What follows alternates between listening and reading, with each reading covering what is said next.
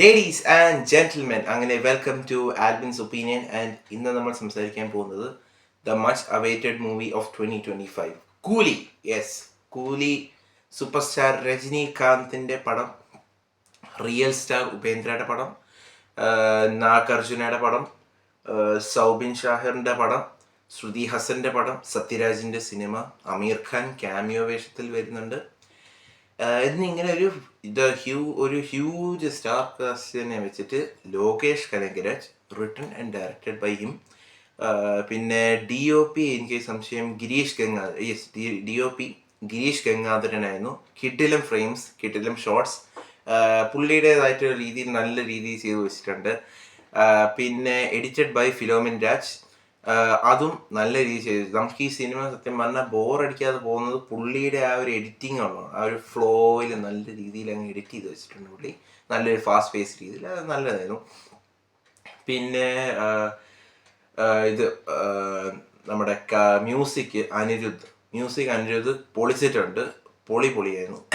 പൊളി നല്ലതായിരുന്നു പുള്ളിയുടെ മ്യൂസിക്.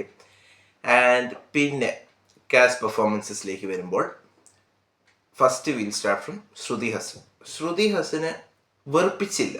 ഓക്കെ, പുള്ളിക്കാരിക്ക് കൊടുത്ത റോൾ എന്താണ് പുള്ളിക്കാരി ചെയ്തു, പുള്ളിക്കാരി അതുപോലെയുള്ളൂ, വേറെ ഒന്നുമില്ല. പുള്ളിക്കാരി ഒരു എക്സ്ട്രാ കരിക്കുലറായിട്ടോ എക്സ്ട്രാ ഒരു പരിപാടിയായിട്ടൊന്നും പുള്ളിക്കാരി ചെയ്തിട്ടില്ല. പുള്ളിക്കാരിക്ക് കൊടുത്ത എന്താണോ പറഞ്ഞു പോയി. Bye bye, Tata, good bye. അതെനിക്ക് ഓക്കെ ആയി തോന്നി. കാരണം പുള്ളിക്കാരി സാധാരണ വന്നിട്ട് വെറുപ്പിക്കുന്ന ഒരു റോൾസേ പുള്ളിക്കാരി ചെയ്യത്തുള്ളൂ. അപ്പോൾ ഇത് അതുപോലെ ഇല്ല. പിന്നെ സൗബിൻ എനിക്ക് സത്യം പറഞ്ഞാൽ വേറെ ആർക്ക് വേണമെങ്കിലും ആ റോള് കൊടുക്കാം. സൗബിൻ തന്നെ ചെയ്യണമെന്ന്. പിന്നെ ഇത് ഫഹദ് ഫാസിലിന് വേണ്ടി ചെയ്തതാണെന്നാണ് ലോകേഷ് പറഞ്ഞിട്ടുള്ളത്. പക്ഷേ ഫഹദ് ഫാസിലും അല്ലാണ്ട് വേറെ ആൾക്കാർക്ക് ഫഹദ് ഫാസിലും എനിക്ക് സത്യം പറഞ്ഞാൽ ഇതിൻ്റെ മിസ്ഫിറ്റ് ആയിട്ടാണ് എനിക്ക് തോന്നുന്നത്. കാരണം ഫോർ സം റീസൺ എനിക്കത് പുള്ളി ഇത് ചെയ്ത ശോകമായിട്ട് തോന്നുന്നു. സൗബിൻ ശോകം എന്ന് ഞാൻ പറയത്തില്ല.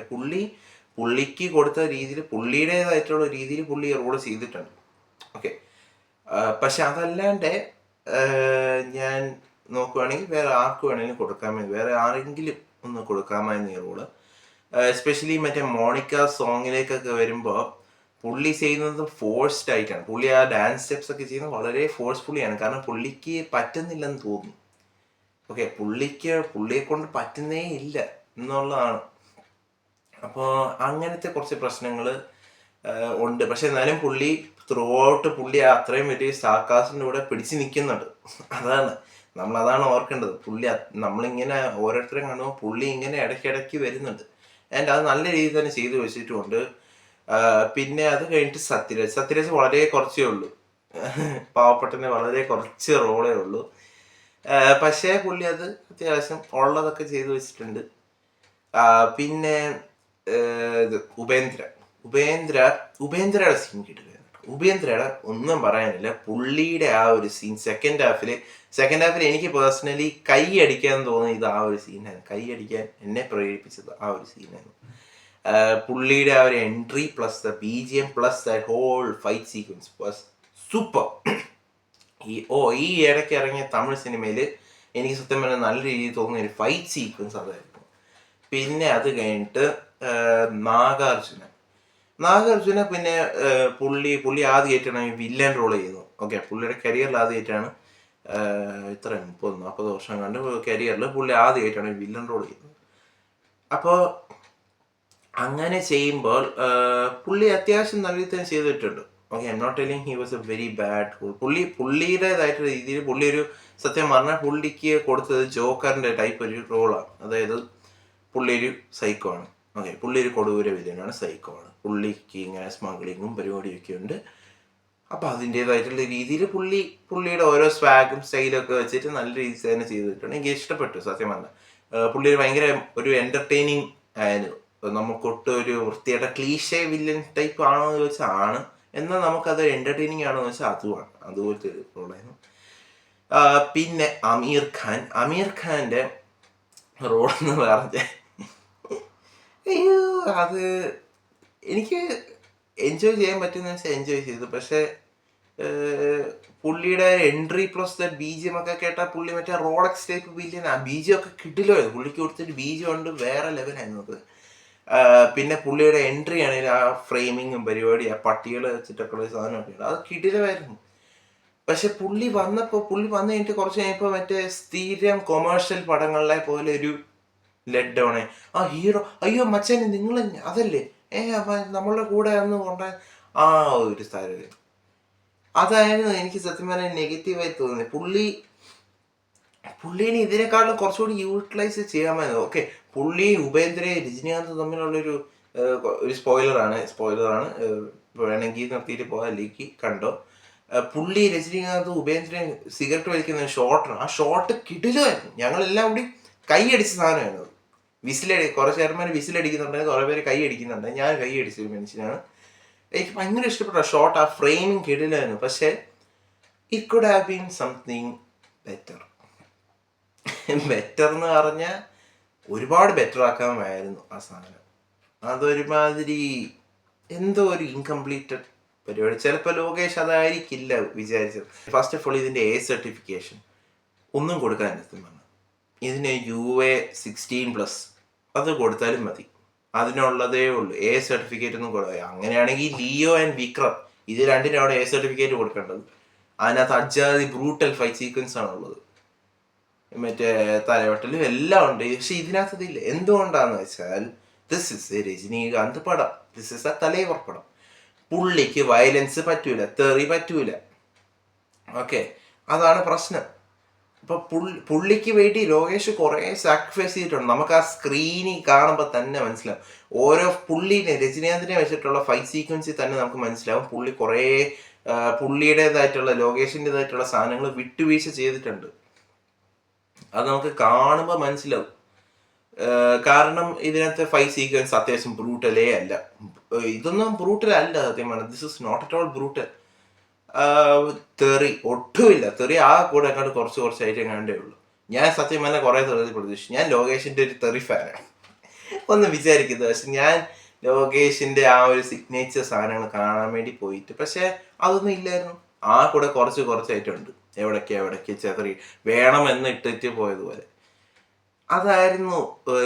അതാണ് പുള്ളിയുടെ സ്റ്റൈൽ. ഞാൻ അത് അന്ന് ട്രെയിലർ റിയാക്ഷൻ പറഞ്ഞിട്ടുണ്ടോ ഇല്ലയോ എന്ന് എനിക്ക് അറിഞ്ഞൂടാ. പക്ഷെ ഇപ്പോഴും പറയണം, അന്ന് ഞാൻ ട്രെയിലർ കണ്ടപ്പോൾ എനിക്ക് ഓർത്തത് ഇത് പുള്ളി ലോകേഷിൻ്റെതായിട്ടുള്ള രീതി കൊണ്ടുപോകണ ഒരു പ്രശ്നം പറ്റില്ല. പക്ഷെ ഇത് രജനീകാന്തിനോട് സ്ക്രിപ്റ്റ് ചേഞ്ച് ചെയ്യുവാണെങ്കിൽ പണിയാണ്.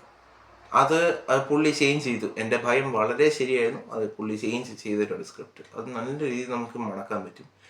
പിന്നെ മോണിക്ക സോങ് ഒരാവശ്യമില്ല. അത് പുള്ളി ലോകേഷും പറഞ്ഞു, പ്രൊഡ്യൂസർ വന്നിട്ട് ബിസിനസ്സിന് വേണ്ടി കുത്തിക്കയറ്റിയൊരു പാട്ടാണ്. ഞാൻ ചോദിക്കുന്നത്, വേറെ പ്രൊഡ്യൂസേഴ്സ് ഇല്ലാഞ്ഞിട്ടാണോ?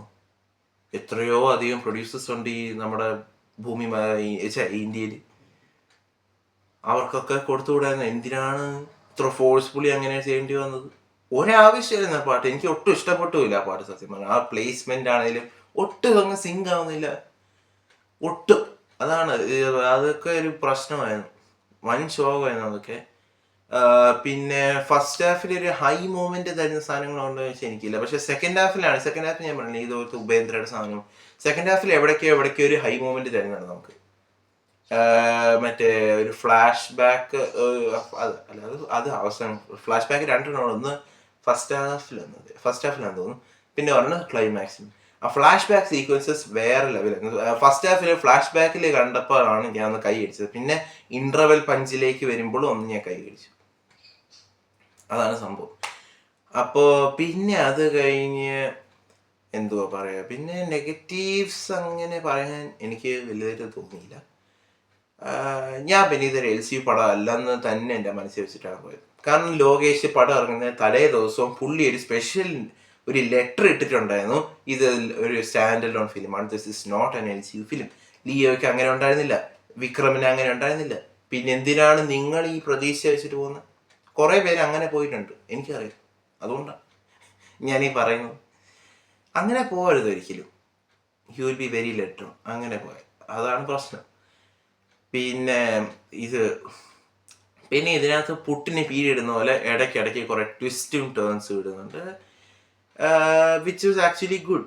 നമുക്കത് ആ കുറച്ച് സാധനങ്ങളുള്ളതുകൊണ്ട് ഇതിൻ്റെ സ്ക്രീൻ പ്ലേ അങ്ങനെ എഴുതിയുണ്ട് നമുക്ക് എൻ്റർടൈനിങ് ആണ് സിനിമ.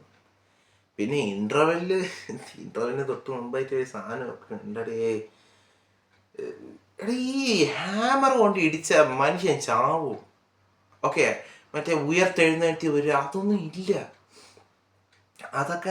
അതൊക്കെ ചിന്തിക്കണം.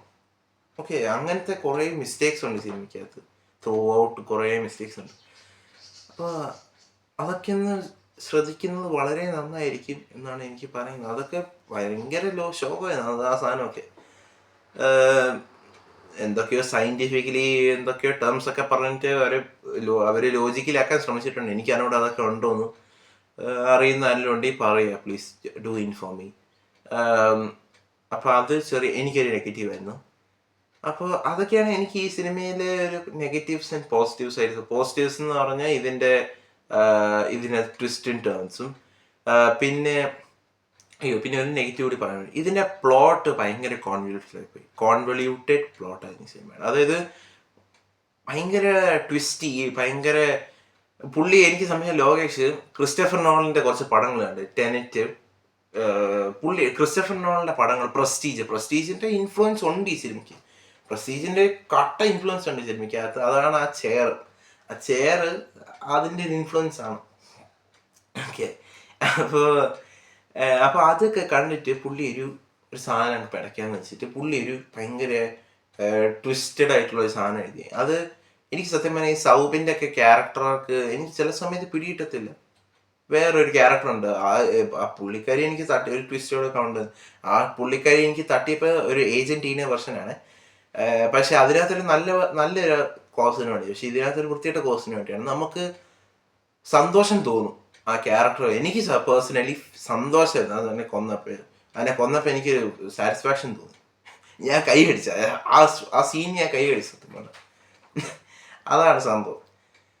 അപ്പോൾ ഭയങ്കര ട്വിസ്റ്റി, ഭയങ്കര എവിടേക്കോ ഒരു മിസ്ലീഡിങ് ആയിട്ട് പോകുന്ന പോലത്തെ ഒരു സാധനമൊക്കെ ഇപ്പം നമ്മളെ കൺഫ്യൂസ് ചെയ്യിക്കുമായിരുന്നു പ്ലോട്ട് വെച്ചിട്ട്.